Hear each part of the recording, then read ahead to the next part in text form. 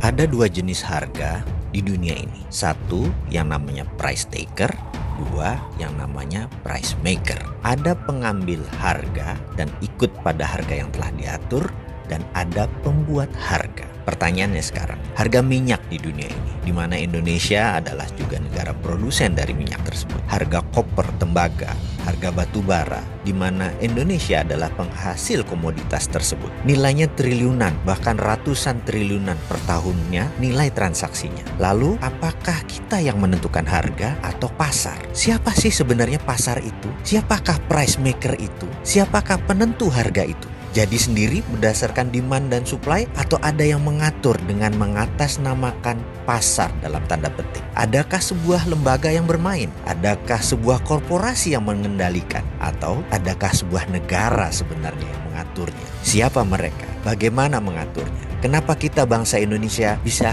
menjadi korban atau hanya sebagai price taker saja? Tidak bisa Indonesia menjadi price maker. Kenapa kita tidak bisa menentukan harga? Mengapa harga teh, harga tembakau, harga sawit, CPO kita sebagai negara produsen kalah dengan pasar? Atau karena bursanya di Bremen, di negara lain, atau bursanya untuk CPO ada di Malaysia. Walaupun Indonesia penghasil CPO terbesar di dunia, kita menjadi tidak berdaulat karena bursanya bukan di Indonesia. Apa karena itu? Mengapa ke depan kita tidak menjadi price maker saja? Untuk menjadi negara berdaulat, harus ada yang Indonesia dominasi. Dengan adanya yang Indonesia dominasi, maka kita punya efek penggentar atau deterrent effect. Kita lihat peta dominasi dunia. Entertainment didominasi Hollywood, Amerika. Trading, perdagangan dan logistik lebih dari 60% didominasi oleh China. Militer didominasi oleh Amerika. Anggaran militer itu 1.000 billion, atau kalau seluruh dunia anggaran militernya dijumlahkan, termasuk China, Indonesia dan lain sebagainya, nggak ada apa-apanya dengan anggaran militer Amerika per tahunnya. Bisa bayangkan, jadi Amerika mendominasi militer.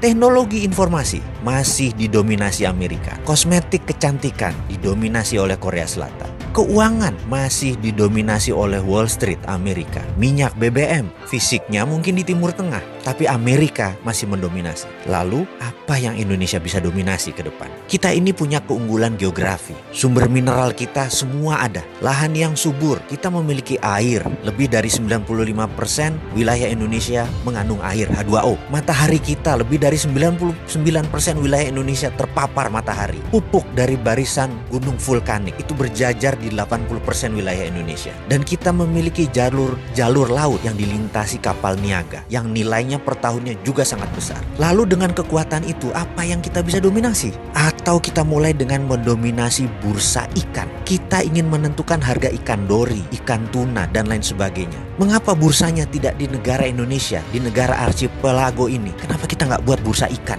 yang bisa menentukan harga ikan? Atau mengapa kita tidak menjadi negara penguasa food hegemoni? Kita mendirikan food estate di mana-mana, di banyak lahan di Indonesia yang masih kosong, untuk menjadi pangan dunia, lengkap dengan pengalengan dan pembekuannya. Mengapa kita tidak membangun bursa untuk mineral, logam industri, bursa tanah jarang? Sungguh Pak Pemimpin, mengelola negara kalau normal itu membosankan. Terkadang kita perlu sedikit gila untuk membangun bangsa ini. Itu baru namanya revolusi.